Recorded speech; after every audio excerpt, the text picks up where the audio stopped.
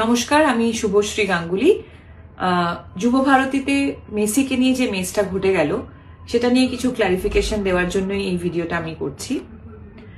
Goat ইভেন্টে আমি একজন ইনভাইটি ছিলাম, মানে আমাকে ইনভিটেশন পাঠানো হয়েছিল। আমি হায়াতে গেছিলাম। আমার ফ্রেটার্নিটি থেকে আমি এবং কৌশিক গাঙ্গুলি ছিলেন। শুধুমাত্র আমার ফ্রেটার্নিটি নয়, বড় বড় ইন্ডাস্ট্রিয়ালিস্টরা ছিলেন, এমিনেন্ট জাজেস, আইপিএস অফিসার্স, জার্নালিস্ট, স্পন্সরসদের তরফ থেকে অনেকে ছিলেন। সেখানে অ্যাক্টিভিটিটা এটাই ছিল, উনি আসবেন, আমাদের সবার সাথে মিট করবেন এবং ছবি তুলবেন। আমি 8:30 নাগাদ হায়াতে পৌঁছই।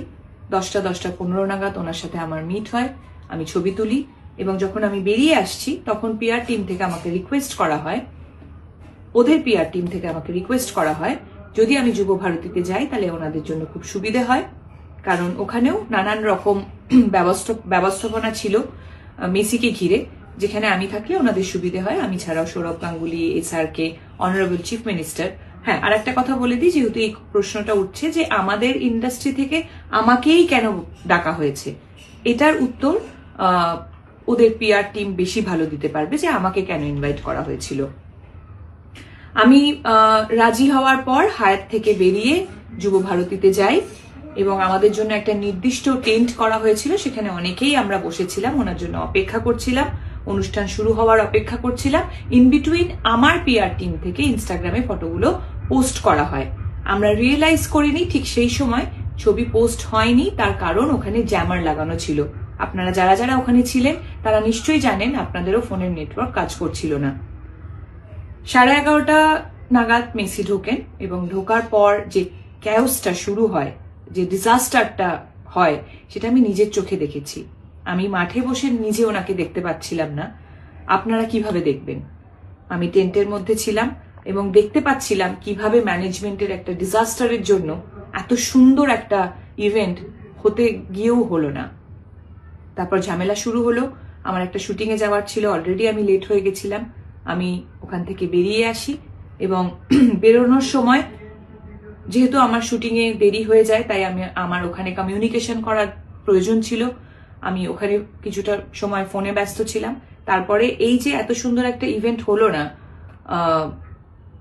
একটা অদ্ভুত জিনিসে পরিণত হলো, সেটা নিয়ে অনেকের সাথে আমি ডিসকাস করছিলাম। তাই আমি ইনস্টাগ্রাম খুলে দেখতে পারিনি যে আমার ছবিটা তখন পোস্ট হয়নি। আমি বানতলায় পৌঁছই, আমার শুটিংয়ে দেরি হওয়ার কারণে আমি ইমিডিয়েটলি মেকআপ ভ্যানে চলে যাই মেকআপ করতে। মেকআপ করার পর আমি শর্ট দিতে চলে যাই।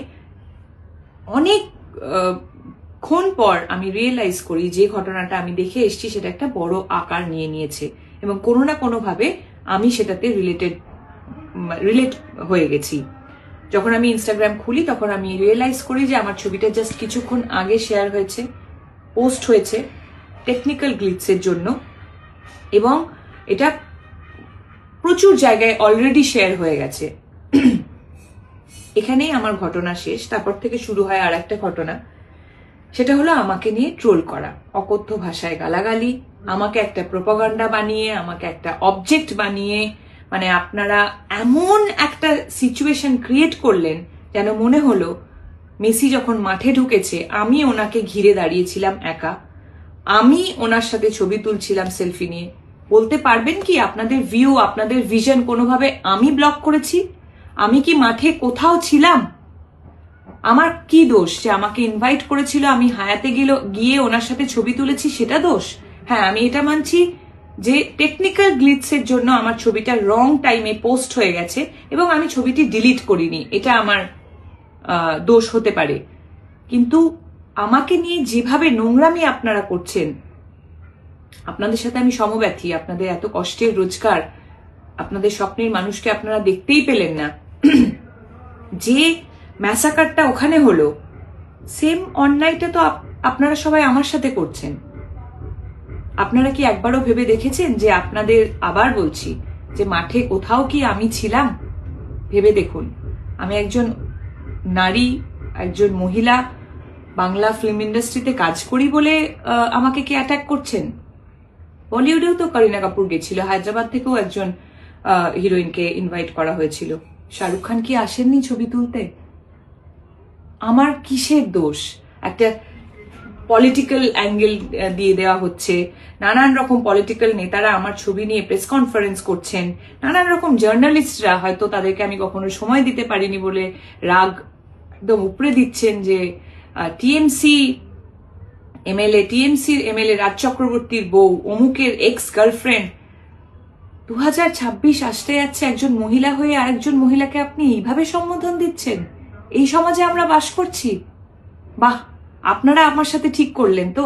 দেখুন, আমার সাথে ট্রোল হচ্ছিল, আমাকে গালাগালি করছিলেন, যা খুশি করছিলেন, সত্যি বলছি, মন থেকে বলছি, আমি কিচ্ছু মনে করিনি। আমার সবসময় এটাই মনে হয়েছে, সত্যি তো সাধারণ মানুষের এত কষ্টের রোজগার, তাদের স্বপ্নের মানুষকে তারা একবারের জন্য দেখতে পেল না, তারা যদি আমাকে নিয়ে বাজে কথা বলে তাদের মন হালকা হয় তাহলে হোক। কিন্তু আজকে আমি এই ভিডিওটা করছি তার একটাই কারণ, কাল থেকে শুরু হয়েছে আমার বাচ্চাদের প্রতি আক্রমণ।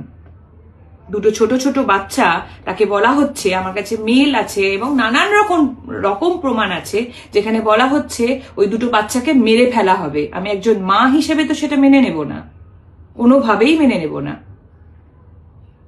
আমি তো একজন পলিটিশিয়ান নই, আমি একজন অ্যাক্ট্রেস। আমার ভুলটা কোথায়? আবার বলছি, আমি কি মাঠে কোথাও ছিলাম?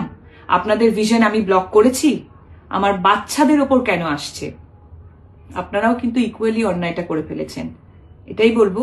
এই ভিডিওটার পরেও নিশ্চয়ই আপনারা অনেকে অনেক কিছুই বলবেন, বলুন, অসুবিধে নেই, কিন্তু নিজেদের মানবিকতাটা হারিয়ে ফেলবেন না। দুটো বাচ্চা কোনোভাবেই কিন্তু যুক্ত ছিল না, সেই দুটো বাচ্চাকে প্লিজ টানবেন না। সবাই খুব ভালো থাকবেন, সকলকে ভালো রাখবেন।